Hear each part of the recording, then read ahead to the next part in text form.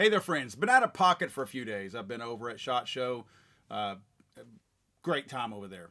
Good to see friends in the industry that I don't get to see very often. I know a lot of us don't have to go to SHOT Show quite as much anymore, but I still like to go to show not only a little bit of love for the people who are partnering up with me, the likes of Attorneys on Retainer, Gideon Optics, X-Tech, Mission First Tactical, as well as some others. I know I'm going to forget some. Some people who have been really good to me over the last couple of years, and I just like to go by and visit with them and tell them, hey man, thank you. Reassure them that we're still doing our things. And of course, the people in the industry that I don't get to see on a regular basis, it's nice to see them. So I've been out of pocket doing all that. And I wanted you guys to know that I've not gone anywhere. I've not, I guess technically I did, but I'm not leaving what I'm doing. I haven't put a video out in 4 days. So I've got a lot to go over. One thing I want to talk about is I haven't put a video out since Trump was inaugurated. And I am blown away by the stuff this guy is doing. You talk about making promises and keeping them right now. I saw earlier the Keystone Pipeline, or pipelines in general, he's reopening, which will include the Keystone Pipeline. I've seen the big story I have tomorrow on the southern border. I think that he's actually, the things he's doing right now is actually emboldening some of the people in D.C. as far as the scumbag politicians, because I saw somebody wanting to put a bill out. I don't know who it was. I apologize for not having that at hand. But somebody is putting up a bill to suggest or recommend the death penalty for child abusers. I can't really say the words because of YouTube, but somebody who in a, let's just say, intimate way abuses a child. Would be recommended to have the death penalty. I have mentioned this often. In fact, I think there is a pedophile who follows my channel. He's a hater. He hates that I don't like his people. And he'll come out all the time. He'll see this video and he'll come out and talk about it. But I have said, and I've enraged him when I do this, but I have said that is not something that can be rehabilitated. I truly believe that in my heart. I feel like the urge and the desire and the need to fulfill that in your life is not something that you can send someone to prison and rehabilitate out of them. I don't think that you can use therapy and rehabilitate that out of them. Personally, death penalty, I think, is an absolutely fabulous idea, and I do believe Trump would sign that. But Trump's doing a lot of other things right now. I saw also, you guys know my feelings about West North Carolina and East Tennessee, and how the Biden administration turned their back on them because these people didn't benefit him. Trump visited over there.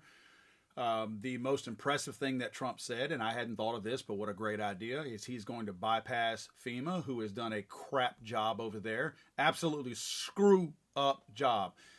FEMA, I used to have a shirt that said defund FEMA. People don't realize how crappy FEMA is. It has been bloated up so badly. There's so many layers of bureaucracy that all it is a money laundering scheme to pay people a lot of money to sit around and do nothing, and then deny the American people the tax dollars that they have been pulling in from all the states and from taxpayers. So Trump said that we are going to bypass FEMA. We're going to do this ourselves from the White House. Now, I'm not saying he's going to write checks from the White House, but they're going to make these decisions directly from somebody associated with the White House. So it's not going to be farmed out to some stupid bureaucracy like FEMA. So FEMA is going to become irrelevant. And hopefully what he will do is, so it doesn't cost the taxpayer more money and just let FEMA keep doing their garbage, hopefully he repurposes that money from FEMA, takes it out of their budget, and then sends that money properly to the people in North Carolina and Tennessee. That's the way it should be done. I hope he's not just going to recreate another bureaucracy, if you will, that handles these people right. That's just simply going to be abused later on, and FEMA remains as it is. I don't think he's going to do that, because he has also mentioned that he has designs for returning the likes of FEMA type care. Like when you have a natural disaster, whether it's California, whether it's Florida with a hurricane, Louisiana with a hurricane, heck, it could probably be a volcano, right? Hawaii with their fires. Another place where the government turned their back on these people. he's talking about returning the FEMA responsibilities to the states. Now, if you're anything like me, you have probably almost as little confidence in the states because it's politics to handle things as a federal government. But I do believe the federal government can screw things up a little bit worse than the states can. So I think, if nothing else, because the states and the politicians in those states are closer to the disaster, that they will likely do a better job of mitigating the kind of fraud and BS that the federal government does. In other words, if you have somebody in Washington, D.C. making decisions for somebody in North Carolina, Tennessee, Florida, Louisiana, they don't care. They don't know anybody. Those aren't their neighbors. So I feel like that's not something that we need people in D.C. to be making decisions. However, if you get somebody in Tennessee whose neighbor or the neighbor's family or somebody that's associated with them that they see at church on Sundays, or in the grocery stores, those people are more likely to at least attempt to make the right decision because their friends and family are people who are going to be directly affected by that. So I do think more at the local level, it's going to be more effective. But I mean, I live in Louisiana, one of the most corrupt states in Louisiana. Somebody's going to get rich off of that little proposition, but I'd still rather it be in Louisiana than in Washington, D.C. That's my money going to the federal government that they can pay a whole bunch of idiots six-figure jobs and to still not send the money to my state. I'd rather my state get that money because then the people who need it might actually get it. A lot of things that Trump's doing. My head has been spinning while I was at SHOT Show. Every couple of hours I would refresh my X account just to see what new thing Trump had done. What I'm probably going to also start doing in some videos, because a lot of you may not catch it either, because I mean, you have to go hunt for that information. I'm going to probably start putting out maybe a weekly video just spotlighting, at least for now, the accomplishments that Trump is pushing through, and just so we can keep a track record of it, because I think it's totally interesting what this guy is doing in our lifetime.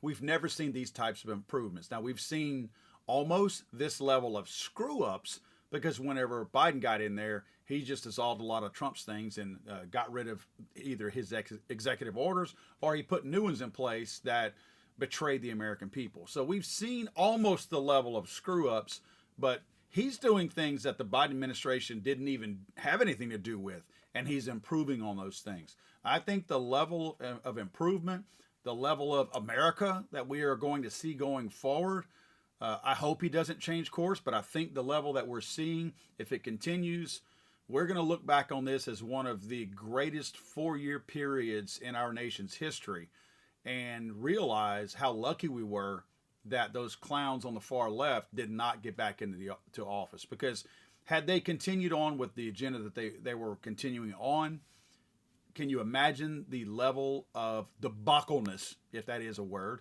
that we would have experienced? I mean, I truly believe that there is a massive ripple effect. Look at it this way, and I'm not going to keep you much longer because I hate that I'm boring you this far. The whole diversity, equity, and inclusion movement, if you will, all right? Trump is disassembling all that at the federal level, and not just by saying he is. They are halting all of these DEI programs. They are removing DEI factions of these various institutions out there like FEMA, like ATF, DEA, all these people, FBI. He's taking the policy and the mission of DEI out of the federal government. It's gone. It's gone. Guess what you're seeing? You're seeing all these corporations now doing the same thing. Do you want to know who I saw today who's also removing DEI from their corporate structure? Target. No offense to the gay people out there.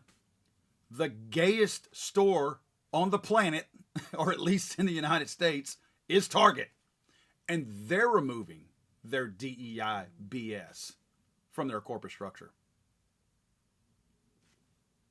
This is a good time to be alive, guys. I will have some pretty cool, at least one cool video tomorrow that I've been working on the flight back. Excited about it. Excited about the information that I can spread to you guys. And I'll be back in the saddle again for all the things. I just mainly wanted to get a video out telling you guys what I've been doing and what I had planned going forward.